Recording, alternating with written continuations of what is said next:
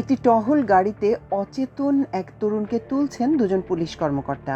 অনেকটা যেন ঢেলে দিচ্ছেন মারে অচেতন বা মৃত ওই ছেলেকে। এমন একটি ভিডিও গত বুধবার ফেসবুকে শেয়ার করেন ক্ষমতাচ্যুত প্রধানমন্ত্রী শেখ হাসিনার ছেলে সজীব ওয়াজেদ জয়। তার পোস্টের পরপরই ওই ভিডিও শেয়ার করেন মেহের আফরোজ শাওন, সংবাদ পাঠিকা আসমা আহমেদ সহ শত শত আওয়ামী সমর্থক। দুর্ভাগ্যজনকভাবে জয়ের শেয়ার করা ওই ভিডিও গোপালগঞ্জের ঘটনার নয়।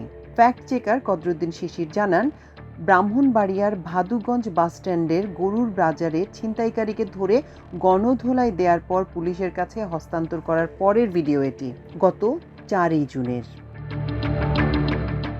এমন একটি ঘটনা নয়। গোপালগঞ্জের সংঘর্ষকে কেন্দ্র করে আওয়ামী লীগের একটি সংঘবদ্ধ চক্র সামাজিক যোগাযোগ মাধ্যমে বহু ভুয়া তথ্য ছড়াচ্ছে বলে জানিয়েছে প্রধান উপদেষ্টার প্রেস উইং। এক বিবৃতিতে বলা হয়েছে, একাধিক পুরনো ও ঘটনার সঙ্গে সম্পর্কহীন ছবি পোস্ট করে এসব মিথ্যা তথ্য ছড়ানো হচ্ছে। বুধবার রাতে সিএর প্রেস উইং ফ্যাক্ট চেকের ভেরিফাইড ফেসবুক পেজে এক বিবৃতিতে এ তথ্য জানানো হয়েছে।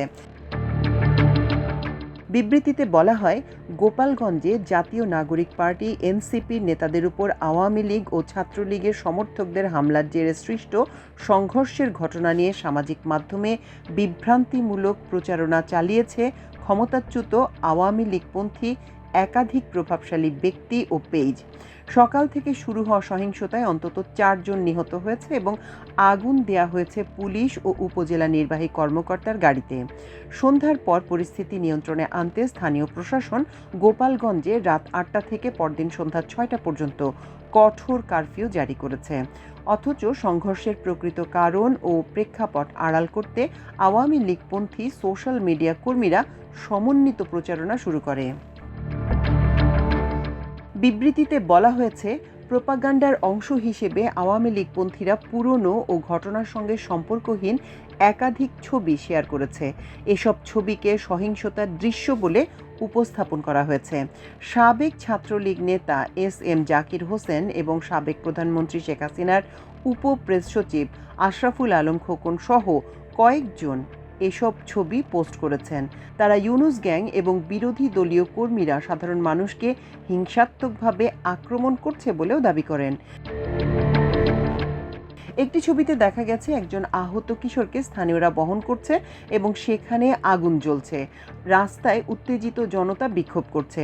ছবিটি গোপালগঞ্জের নৃশংসতার প্রমাণ হিসেবে উপস্থাপন করা হয়েছে, কিন্তু রিভার্স ইমেজ সার্চে নিশ্চিত হওয়া গেছে যে এটি 2024 সালের 10 আগস্টের একটি পুরনো ঘটনার ছবি।